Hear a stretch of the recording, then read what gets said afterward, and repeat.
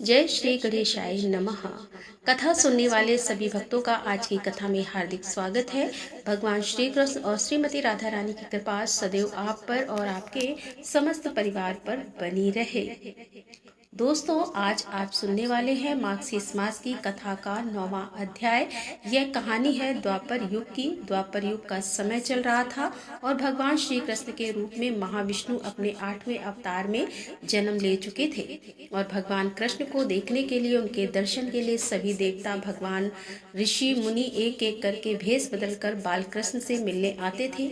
ये देखकर भगवान शिव के मन में भी अपने प्रिय प्रभु से मिलने की इच्छा उत्पन्न हुई, पर वह यह सोचकर रुके हुए थे कि बाल कृष्ण के लिए उपहार के रूप में क्या दिया जाए जिसे वह हमेशा अपने पास रख सके। तब शिव जी को याद आया कि उनके पास महान ऋषि दधीची की वज्र की अस्थियां बची हुई हैं। अच्छा, यहाँ आपकी जानकारी के लिए बता दूं कि ऋषि दधीची वह ऋषि है जिन्होंने राक्षसों और असुरों के संहार के लिए अपनी आत्मा त्याग करके अपनी वज्र की हड्डियां देवताओं को दान दी थी, जिससे ऋषि विश्वकर्मा ने कुछ हथियार बनाए थे। अब उस बची हुई हड्डी में से एक हड्डी को तराश कर भगवान शिव जी ने एक अत्यंत सुंदर बांसुरी बनाई। फिर जब वह बालक भगवान कृष्ण को मिले तब उन्होंने वही बांसुरी उन्हें भेंट कर दी। वह सुंदर भेंट भगवान कृष्ण को बहुत पसंद आई और भगवान शिव और भगवान कृष्ण के बीच का स्नेह देखकर उस दिन देवताओं ने भगवान कृष्ण को बांसुरी वाला इस नाम से गौरवान्वित किया और उसी बांसुरी को भगवान श्री कृष्ण अपने अवतार काल के अधिकतम समय हमेशा अपने साथ रखते थे।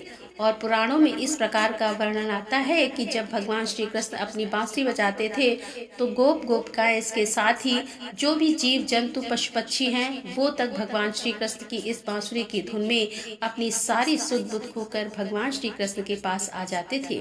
इस बांसुरी की लीला ही ऐसी थी और कथाओं में इस प्रकार वर्णन आता है कि भगवान श्री कृष्ण की इस बांसुरी से सिर्फ राधा नाम की ही धुन निकलती है और राधा रानी के नाम से ही यह बांसुरी बजा करती है।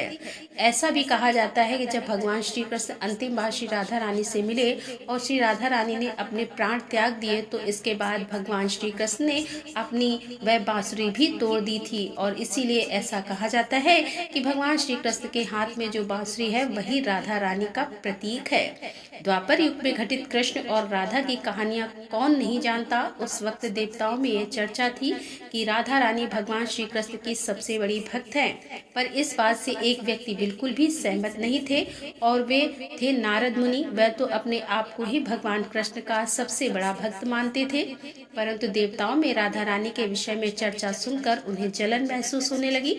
अब नारद मुनि के स्वभाव से भगवान कृष्ण भी अच्छी तरह से अवगत थे और भगवान कृष्ण अपने भक्तों के मन में किसी भी प्रकार से अहंकार का बीज रहने ही नहीं देते। कोई न कोई उपाय करके अहंकार को दूर कर ही देते हैं, क्योंकि किसी भी प्रकार से भक्त के मन में अगर जलन होगी, ईर्ष्या होगी, अहंकार होगा तो भक्ति कर ही नहीं पाएगा। और वह भगवान श्री कृष्ण अपने भक्तों पर बहुत प्रेम करते हैं, इसीलिए भक्ति के बीच में बाधा आने वाली हर चीज को दूर कर देते हैं। अब हुआ कुछ ऐसा कि एक दिन नारद मुनि भगवान कृष्ण से मिलने द्वारिकापुरी गए। उन्हें आता देखकर भगवान श्री कृष्ण अपना सिर पकड़कर बैठ गए। अब मुनिवर ने उन्हें देखते ही पूछा कि क्या हुआ प्रभु, आप यूं सिर पकड़कर क्यों बैठे हैं। उस पर द्वारिकाधीश ने उत्तर दिया, हे मुनिवर, आज हमारे सिर में बहुत बहुत पीड़ा हो रही है। अब चिंतित होकर नारद जी ने पूछा, तो प्रभु इस पीड़ा को मिटाने का कोई उपाय है। कृष्ण ने कहा, हाँ उपाय तो है। अगर मेरा सबसे बड़ा भक्त अपने चरण धोकर उसका चरणामृत मुझे पिलाए तो मेरा सिर दर्द पल भर में ठीक हो जाएगा। अब कृष्ण के मुख से यह उपाय सुनकर कुछ पल के लिए तो मुनिवर सोच में पड़ गए कि हूँ तो मैं ही सबसे बड़ा कृष्ण भक्त, लेकिन अगर मैं अपने पैर धोकर उसका चरणामृत प्रभु को पिलाऊंगा तो मुझे नरक जाने जितना महापाप लगेगा। नारद जी ने यह बात रुक्मणी और सत्यभामा से भी कही। 16,108 रानियां भगवान श्री कृष्ण की। नारद जी ने सोचा इन्होंने कुछ तो भक्ति करी ही होगी, तभी तो भगवान श्री कृष्ण की रानियां बनी हैं। इसीलिए उन्होंने सभी रानियों से कहा कि जो भी अपने आप को भगवान श्री कृष्ण का सबसे बड़ा भक्त मानता है वह अपने चरण धोकर भगवान श्री कृष्ण को पिला दे, भगवान श्री कृष्ण की पीड़ा दूर हो जाएगी। लेकिन कोई भी इस बात के लिए राजी नहीं हुआ, क्योंकि सबको ऐसा लगता था कि अगर हम अपने चरण धोकर भगवान श्री कृष्ण को देंगे तो हमें नरक जाने से कोई नहीं बचा सकता। अब जब नारद जी को कहीं से भी भगवान श्री कृष्ण की पीड़ा का इलाज नहीं मिला तो उन्होंने सोचा कि राधा को भी तो सब भगवान कृष्ण का बड़ा भक्त मानते हैं। इतना सोचने के बाद ही भगवान श्री कृष्ण से आज्ञा लेकर तुरंत ही राधा रानी के महल में जा पहुंचे और उन्हें प्रभु के सिर में हो रही पीड़ा उसके उपाय के बारे में वृतांत सुनाया। ये सुनकर राधा रानी ने एक क्षण का भी विलंब न करते हुए अपने चरण धोकर उसका अमृत एक कटोरी में नारद मुनि के हाथ मिलाकर दिया और कहा कि हे मुनिवर, मैं नहीं जानती कि मैं भगवान कृष्ण की कितनी बड़ी भक्त हूँ, परंतु मैं अपने ईश्वर, अपने आराध्य को पीड़ा में नहीं देख सकती। राधा के मुख से यह सच्चे भक्ति भाव के शब्द सुनकर नारद मुनि की आंखें खुल गईं और वह समझ गए कि राधा रानी ही कृष्ण की सबसे बड़ी भक्त हैं और प्रभु श्री कृष्ण ने यह लीला मुझे समझाने के लिए रची थी। बात अगर कृष्ण की भक्ति की जाए, एक और कहानी आती है भगवान कृष्ण की प्रिय भक्त कर्माबाई की। कर्माबाई बचपन से ही अपने पिता जीवन राम को कृष्ण भगवान की पूजा करते हुए देखा करती थी। वह कभी भी कृष्ण भगवान को भोग लगाए बिना भोजन ग्रहण नहीं करते थे। जब कर्माबाई 13 साल की थी तब एक दिन जीवन राम को तीर्थ पुष्कर के स्नान के लिए जाने की इच्छा हुई और साथ में ही उनकी पत्नी ने भी पुष्कर स्नान की इच्छा प्रकट की। जीवन राम अपनी बेटी को भी अपने साथ पुष्कर ले जाना चाहते थे, लेकिन दुविधा यह थी कि अगर घर से सब बाहर गए तो भगवान कृष्ण को भोग लगाएगा कौन। तब जीवन राम ने इस नित्य कर्म की जिम्मेदारी कर्माबाई को सौंपी और कहा कि देखो बेटी, कर्मा सुबह भगवान कृष्ण को भोग लगाने के पश्चात ही तुम भोजन ग्रहण करना। कर्मा ने भी अपने पिता की हाँ में हाँ भर दी। अब अगले दिन सुबह कर्माबाई ने उठकर सबसे पहले गुड़ और घी डाल के बाजरे का खिचड़ा बनाया और भगवान कृष्ण की मूर्ति के सामने रख दिया और बोली, भगवान, मैंने आपका भोग रख दिया है, आपको जब भूख लगे तब खा लेना, तब तक मैं घर के काम पूरे कर लेती हूँ। इतना कहकर कर्मा अपने घर के कामों में जुट गई और काम करते करते ही बीच बीच में भगवान कृष्ण को भी देखती कि भगवान कृष्ण ने खिचड़ा खाया कि नहीं। अब वह बार बार देखती, लेकिन भगवान ने तो अभी तक खिचड़ा नहीं खाया। अब उसे संदेह हुआ कि शायद खिचड़ी में घी और गुड़ कम है, इसीलिए कृष्ण भगवान भोजन ग्रहण नहीं कर रहे हैं। तब कर्माबाई ने खिचड़ा में थोड़ा गुड़ और घी मिला दिया और मूर्ति के सामने बैठ गई। वह बोली, भगवान, मेरे पिताजी जब खिलाते हैं तब तो आप खा लेते हो, तो अब क्यों नहीं खा रहे हो? अभी तो पिताजी बाहर गए हैं, उन्हें आने में बहुत दिन लगेंगे। तब तक आपको भोग लगाने की जिम्मेदारी मुझे दी गई है, इसीलिए जब तक आप भोजन नहीं खाएंगे मैं भी कुछ नहीं खाऊंगी। इस तरह जिद पर अड़ी नन्ही कर्मा की प्यारी बातों से कृष्ण भगवान का सिंहासन डोल गया और फिर मूर्ति से आवाज आई, बेटी कर्मा, तुमने पर्दा तो किया ही नहीं, तो मैं भोजन कैसे ग्रहण करूं? तब कर्माबाई ने मूर्ति के आगे अपनी चुनरी का पल्ला किया और कुछ समय के बाद भगवान कृष्ण की मूर्ति के सामने रखी हुई खिचड़ी की थाली खाली हो गई।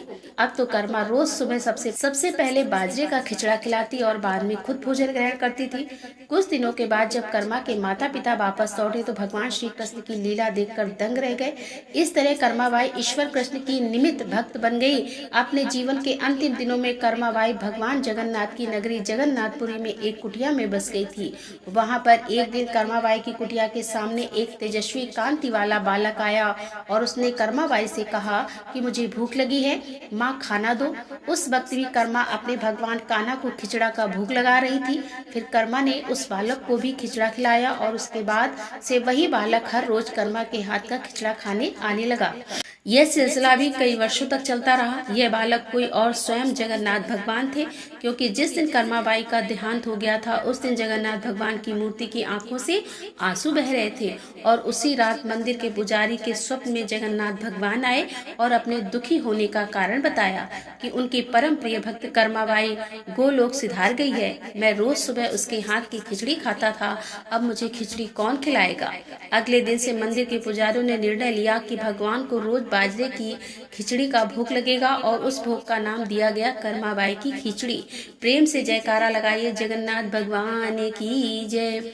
आज की कहानियाँ अगर आपको पसंद आई हो तो कमेंट बॉक्स में राधे राधे लिखना बिल्कुल मत भूलिए। और आज आप सुनेंगे तुलसी चालीसा। श्री तुलसी महारानी करूं विनय सिर नाय, जो मम हो संकट विकट दीजे मात नसाय।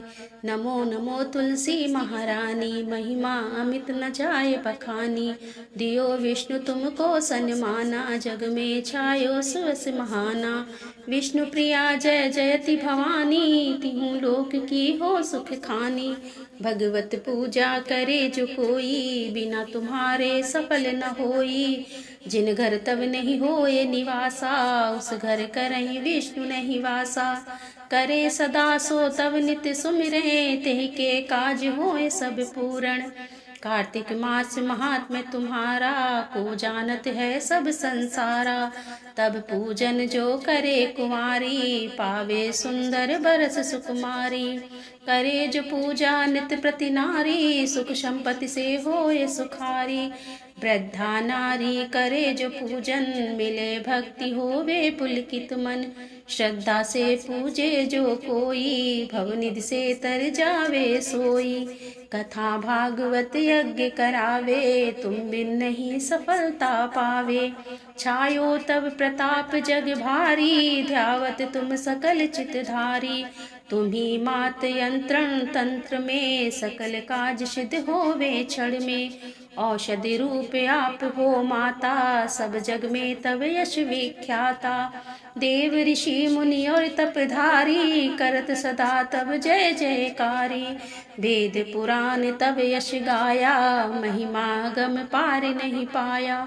नमो नमो जय सुख कारण, नमो नमो जय दुख निवारणी। नमो नमो सुख संपत्ति देनी, नमो नमो अग काटन छीनी। नमो नमो भक्तन दुख हरिणी, नमो नमो दुष्ट मद छीनी। नमो नमो भव पार तारण, नमो नमो परलोक सुधारण। नमो नमो निज भक्त उबारण, नमो नमो जन काज सवारन। नमो नमो जय कुमति नशावनी, नमो नमो सब सुख उपजावनी। जयति जयति जय तुलसी माई, ध्यावत तुमको शीस नवाई। निज जन जानि मोहि अपनाओ, बिगड़े कारज आप बनाओ। करहूँ विनय मैं मात तुम्हारी, पूर्ण आशा करहूँ हमारी। शरण चरण कर जोरी मनाऊं, निस दिन तेरे ही गुण गाऊं। करहूँ मात अप मोह पर दया, निर्मल होए सकल मम काया। मांगू मात यही वर दीजे, सकल मनोरथ पूर्ण कीजे। जानू नहीं कछु नेम अचारा, क्षमो नाथ अपराध हमारा। 12 मास करे जो पूजा, ता सब जग में और नहीं दूजा। प्रथम ही गंगा जल मंगवावे, फिर सुंदर स्नान करावे। चंदन अक्षत पुष्प चढ़ावे, धूप दीप नैवेद्य लगावे। करे आचमन गंगा जल से, ध्यान करे हृदय निर्मल से। पाठ करे फिर चालीसा की, स्तुति करे मात तुलसा की। यह विधि पूजा करे हमेशा, ताके तन नहीं रहे कलेसा। करे मास कार्तिक का साधन, सोहे पवित्र हुई जाई। यह कथा महासुखदाई, पढ़े सुने सो भव तर जाई। यह श्री तुलसी चालीसा, पाठ करे जो कोई। गोविंद सो फल पावहीं, सो मन इच्छा होय। तुलसी चालीसा संपूर्ण। तो दोस्तों ये थी आज की वीडियो पसंद आई हो तो वीडियो को लाइक करें, शेयर करें और हमारे चैनल पर यदि आप पहली बार आ रहे हैं तो हमारे चैनल को सब्सक्राइब कर लें। मिलते हैं अगले वीडियो के साथ, तब तक के लिए राधे राधे, जय श्री कृष्णा, हर हर महादेव, जय भोलेनाथ की।